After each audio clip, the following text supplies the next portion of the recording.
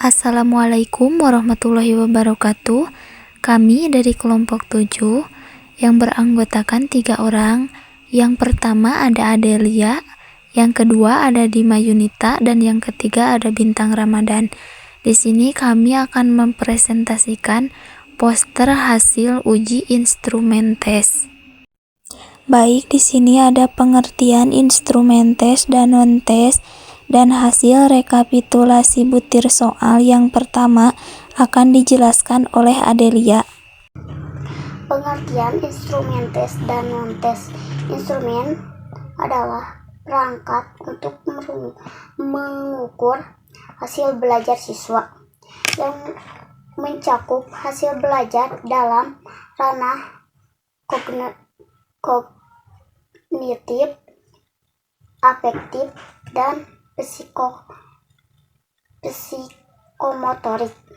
Instrumen tes adalah sebuah alat atau instrumen yang disusun secara sistematis dan dijadikan sebuah sasaran untuk mengukur tingkah pemahaman seseorang dengan menggunakan skala pengukur tertentu. Instrumen non-tes adalah suatu penilaian yang biasanya digunakan untuk mendapatkan informasi tertentu tentang keadaan peserta tes dengan tidak menggunakan tes. Selanjutnya saya akan menjelaskan rekapitulasi hasil instrumen tes. Saya di sini mengobservasi kepada anak siswa di SMPN 2 Sukanagara. Observasinya tanggal 8 Mei 2024. Materinya sistem persamaan linear 2 variabel. Saya di sini membuat 5 soal instrumen tes.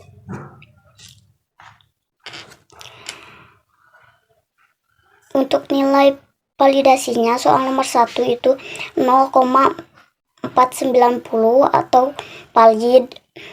Nomor 2 0,73 valid juga. Nomor 3 0,094 tidak valid. Kenapa tidak valid? Karena tidak melebihi R tabel. Nomor 4 0,38 tidak valid juga karena tidak melebihi nilai R tabel. Nomor 5 0,66 itu valid. Selanjutnya tentang reliabilitas.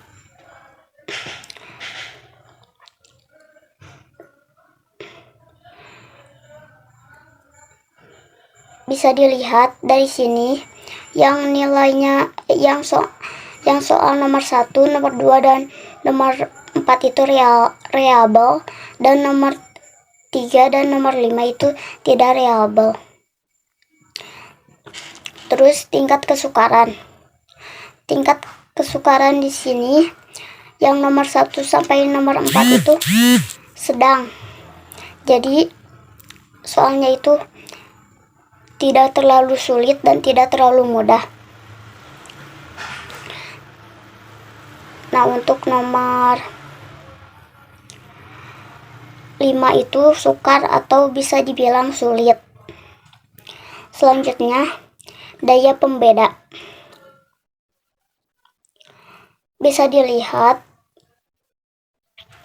dari nilainya.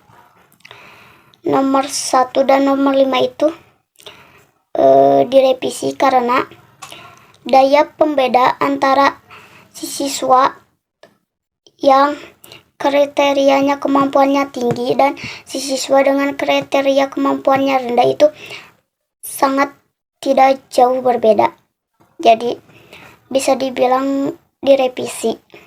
Dan sedangkan nomor 2, 3, 4 itu diterima karena nilai siswa kemampuan tinggi dan siswa nilai kemampuan rendahnya itu jauh. Selanjutnya akan disampaikan oleh Teh Dima. Baik, di sini saya akan menjelaskan rekapitulasi hasil butir soal yang saya berikan kepada siswa menggunakan kemampuan pemecahan masalah. Saya melakukan observasi di SMP 6 Pagelaran pada tanggal 22 Mei 2024. Saya memberikan 7 soal kepada siswa kelas 8. Hasil uji validitas soal tersebut: soal nomor 1, 2, 4, 6, dan 7 dikatakan valid dan soal nomor 3 dan 5 dikatakan tidak valid. Soal tersebut dikatakan valid karena nilai R hitung lebih besar dari nilai R tabel. Soal yang dikatakan tidak valid karena nilai R hitung lebih kecil dari nilai R tabel. Dalam uji reliabilitas, nilai Cronbach alpha-nya yaitu 0,216 dikatakan reliable. Untuk uji tingkat kesukaran, soal nomor 1, 3, 4, dan 5 dikatakan mudah, soal nomor 2 dikatakan sedang, soal nomor 6 dan 7 dikatakan sukar. Untuk uji daya pembeda, soal yang 1, 2, 5, dan 7 dikatakan baik, soal nomor 3 dan 6 dikatakan jelek, soal nomor 4 dikatakan cukup.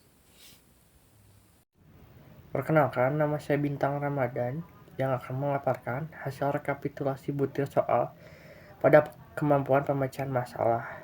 Tempat observasi dilakukan berada di SMP Wijaya Bakti pada tanggal 31 Mei 2024 dengan materi uji sistem persamaan linear satu variabel. Untuk rekapitulasi hasil pada butir soal 1, 2, dan 3 menyatakan bahwa soal dinyatakan valid dan reliable dengan nilai uji validitasnya 0,789 untuk nomor 1, 0,785 untuk nomor 2, 0,74 untuk nomor 3, dan nilai uji reliabilitasnya 0,637. Selanjutnya, tingkat kesukaran pada setiap soal dinyatakan sedang dengan nilai uji kesukaran tiap soalnya adalah 0,39 untuk nomor 1, 0,43 untuk nomor 2, dan 0,47 untuk nomor 3. Lalu, uji daya pembeda pada tiap soal nomor 1 dan nomor 2 dinyatakan baik dengan nilai 0,52 untuk nomor 1, 0,55 untuk nomor 2, dan nomor 3 dikatakan cukup dengan nilai uji kesukarannya yaitu 0,31. Dan segitu saja. Terima kasih. Di sini ada diagram perbandingan kemampuan, yaitu kemampuan pemecahan masalah. Di sini ada diagram perbandingan rata-rata. Yang satu, menganalisis masalah. Yang kedua, menggunakan metode pemecahan masalah. Yang ketiga, menerapkan solusi. Nah, dari nilai perbandingan rata-rata ini, nilai yang dimiliki oleh Bintang lebih tinggi dari nilai yang dimiliki oleh Dima. Yang kedua, ada perbandingan tingkat kesukaran.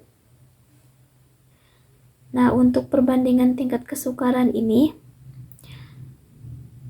dalam menganalisis masalah, nilai yang dimiliki oleh Dima lebih tinggi dari nilai yang dimiliki oleh Bintang. Dan untuk bagian menggunakan metode pemecahan masalah dan menerapkan solusi, itu nilai yang dimiliki oleh Dima lebih rendah dari nilai yang dimiliki oleh Bintang. Nah, yang ketiga ada diagram perbandingan daya pembeda. Bisa dilihat bahwa bagian menganalisis masalah, nilai yang dimiliki Dima lebih rendah dari nilai yang dimiliki oleh Bintang.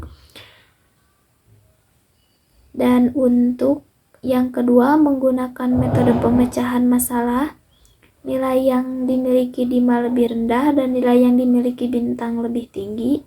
Dan untuk menerapkan solusi, nilai yang dimiliki oleh Bintang lebih rendah dan nilai yang dimiliki Dima lebih tinggi.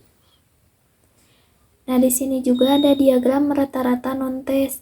Nah, untuk diagram rata-rata non-tes ini bisa dilihat bahwa hasil dari rata-rata non-tes Adelia yaitu 63,33 dan hasil non-tes Dima Yunita itu ada 76,56 dan hasil non-tes Bintang 99,7.